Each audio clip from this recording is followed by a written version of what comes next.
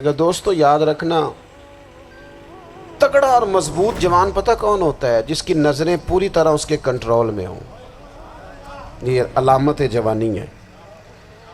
جس آدمی کا پوری طرح، دو لوگ دنیا میں کبھی کوئی کارنامہ سر انجام نہیں دے سکتے، ایک جو حرام کھاتا ہو، ایک جس کی نظر ناپاک ہو۔ محمد بن قاسم جب یہاں آئے تھے نا، تو ایک دن بڑے پریشان تھے، تو ایک بزرگ کہنے لگے آپ کیوں پریشان ہیں؟ کہنے لگے راجہ دہر سے مقابلہ ہے اور ہماری فوج تو سندھ کے رستے بھی نہیں جانتی، زبان بھی نہیں جانتی، لڑیں گے کیسے؟ 2-4 دن کے بعد ان بزرگوں کی دوبارہ محمد بن قاسم سے ملاقات ہوئی تو بڑے خوش تھے۔ کہا اب آپ کیوں خوش ہیں؟ کہنے لگے وہ میرا مقابلہ نہیں کر سکتا، میں نے تحقیق کر لی ہے۔ کہا کیوں؟ کہنے لگے نظر کا گندہ ہے، اور جو نظر کے گندے ہوتے ہیں وہ میدانوں میں ٹھہرا نہیں کرتے۔ میدان کے لیے نکلنے کے لیے پاک جوانی کی ضرورت ہوتی، تطہیر مزاج ہونا ضروری ہوتا ہے، پاکیزہ افکار اور سچی اور سچی ستھری سوچوں کا ہونا ضروری ہوتا ہے۔ اس لیے فرمایا کہ میرا مقابلہ نہیں کر سکتا۔ حضرت عبداللہ ابن حذافہ کمرے میں تھے، تو وزیر کی بیٹی اندر سجی سنوری پہنچ گئی۔ جیسے ہی آپ نے اس کفر کی چال کو دیکھا تو تیمم کر کے نفل شروع کیے۔ وہ ساری رات بیٹھی رہی، رب کا بندہ ساری رات عبادت کرتا رہا۔ عبادت بڑا سہارا ہے، مصلی بڑا سہارا ہے اللہ کے بندوں۔ صبح دروازہ کھولا، وزیر نے اپنی بچی سے پوچھنا چاہتا تھا رزلٹ کیا نکلا، تو وہ کہنے لگی پیچھے ہٹ جا، اب تیرا میرا تعلق کوئی نہیں، میں نے نبی پاک کا کلمہ پڑھ لیا۔ اس نے کہا میں نے بھی زمانہ دیکھا ہے، پر یہ کیا لوگ ہیں، کستوری کے بنے ہوئے، سندل سے دھلے ہوئے، کہ میں ساری رات کمرے میں رہی اور 100 اور 1000 آدمی جس جوان کا مقابلہ نہ کر سکے، اتنا طاقتور جوان کمرے میں رہا اور اسے نظر اٹھا کے نہ دیکھا۔ او کچا رنگ للاری والا جڑا چڑھدا تے لیندا رہندا ہے، اے عشق تیرے دا رنگ محمد چڑھیا پھر نہیں لیندا۔ میں کہا ایک دفعہ نظر اٹھا کے نہیں دیکھا، کمال ہو گئی۔ اتنے بڑے لوگ، اتنی بڑی سعادت مندی، فیروز بختی، معاملہ فہمی حد ہو گئی۔ اللہ اکبر۔ دوستو بادشاہ جب پوری طرح ہار گیا نا، اس نے کہا مار دو۔ تیل گرم کیا ایک کڑاہی میں، اور جب آپ کو اس میں ڈالنے لگے تو آپ کی آنکھوں میں آنسو آ گئے۔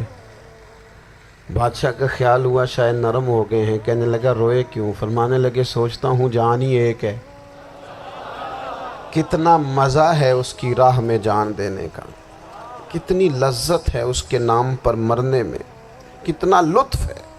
جے تو چڑھیا اتے دار بھی نہیں، تے جے تو وکیا عشق بازار بھی نہیں، تے ایڈا سستا سودا پیار بھی نہیں، تے ایڈا سستا لبدا یار بھی نہیں۔ کئی جنگل گانے پیندے نہیں، کئی دوزخ لنگنے پیندے نہیں، جے وہ اس ملوں بھی مل جاوے، ایدوں سستا ہور بپار بھی نہیں۔ تے کچھ سمجھ نہ آوے لوکاں نوں وہ کادے نال شہید کرے، ڈٹھی یار دے ہاتھ تلوار بھی نہیں، پر او دا خالی جاندہ وار بھی نہیں۔ کہنے لگے ایک جان ہے نا، تو دل کرتا ہے ہزاروں ہوتی تو ایک ایک کر کے محبوب کے نام پہ قربان کرتا، جب میرے پاس ہے ہی ایک، کروں کیا؟ حضرت عبداللہ ابن حذافہ رضی اللہ تعالیٰ عنہ جب روئے اور بادشاہ نے یہ بات سنی، تو بادشاہ اٹھ کے کھڑا ہو گیا، سارے وزیروں مشیروں کو کہنے لگا تم نے کہا تھا نا بندہ ضائع کرنے والا نہیں، یہ بھی ضائع کرنے والا نہیں۔ کہنے لگا میرا ماتھا چومو، تم جیسے لوگوں کو قتل نہیں کرنا چاہیے، آزاد کرنا چاہیے۔ عزیز اپنی زندگی سے نا یہ بہت زیادہ ہرس، ہوس، طمع، اور یہ کسی بات کی بھی ہو، ہرس صرف پیسوں کی نہیں ہوتی ہے، شہرت کی بھی ہوتی ہے، یہ بیماری انسان کو اقتدار کی بھی ہوتی ہے، تعریف کی بھی بیماری ہوتی ہے، یہ سارے نقص ہوتے ہیں لوگوں کو، اور معاذ اللہ بعض جبوں کبوں کے اندر بھی ہوتے ہیں، وہاں بھی پنپتے ہیں۔ اپنی زندگی جب تک اس سادگی میں نہیں لاؤ گے جو رسول پاک نے عطا فرمائی ہے، جب لوگ آسانیوں میں پوری طرح الجھ گئے تو پھر وہ دور ہوئے اور کفر چڑھ گیا۔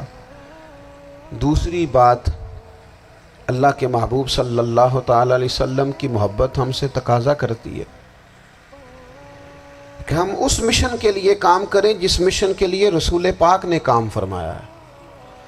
ہم سارے کام بڑے مضبوطی سے، سوچ سمجھ کے، تدبر سے، حکمت سے، تقاضوں کو مد نظر رکھتے ہوئے کرتے ہیں سارے کام۔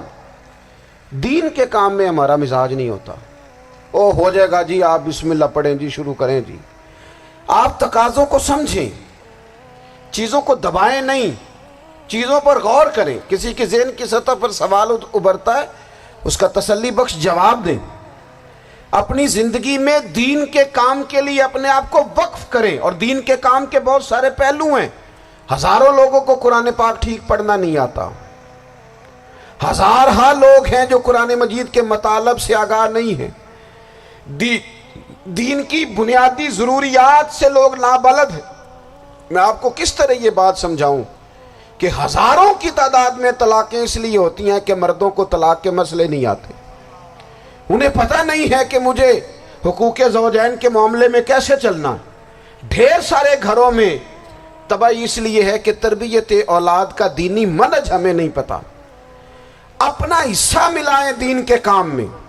ایک آدمی کو اگر تو نمازی کرنے میں کامیاب ہو گیا، تیری زندگی بدل گئی۔ وہ دین بیزار لوگ جو ہمارے بیچ بیٹھ کے ہماری نوجوان نسل کو پگڑی اور داڑھی کا نام لے کے بنیادی طور پر دین سے دور کرتے، ایسے نوجوانوں کو دین کا پیغام محبت دے کر دین کے قریب کرنا ہماری ڈیوٹیوں کا حصہ ہے۔ ہمیں ذمہ داری کا احساس کرنا پڑے گا، ہمیں یہ خاص قدم اٹھانا پڑے گا، توجہ دینی پڑے گی۔ مساجد، مدارس، میں آپ سے عرض کروں، اتنی ڈٹ کے مخالفت ہوتی ہے نا مدرسوں کی، اتنی ڈٹ کے۔ میں ادارہ چلاتا ہوں، اس کے چلانے میں جو مشکلات ہیں وہ تو ہم بتا نہیں سکتے آپ کو، اس لیے کہ میری قوم، میرا اس قوم سے تعلق ہے جو نعت خواں امیر کرنا چاہتی ہے، مدرسے نہیں۔ ہاں، نقیب خطیب پیدا کرنا چاہتی ہے، شعر و شاعری کی زندگی کو پروان چڑھانا چاہتی ہے۔ فقط ہمارا ان لوگوں سے تعلق ہے جو لاکھوں کروڑوں روپیہ محافل پہ لگائیں گے، اور قاری صاحب بیچارے اگر مسجد کا کوئی ہونے والا کام کسی وقت بتا دیں گے تو وہ بڑی مشکل آ جائے گی ان کے لیے۔ یہ کیسے ہو سکتا ہے، آپ نے یہ ڈیوٹی بتا دی۔ مدارس، اور جتنا اہم رول دین کو پھیلانے میں مدارس اسلامیہ کا ہے، اتنی زبردست، لوگوں کا خیال ہوتا ہے میری طرح کے لوگ شاید کام کرتے ہیں، ڈیوٹی کرتے ہیں۔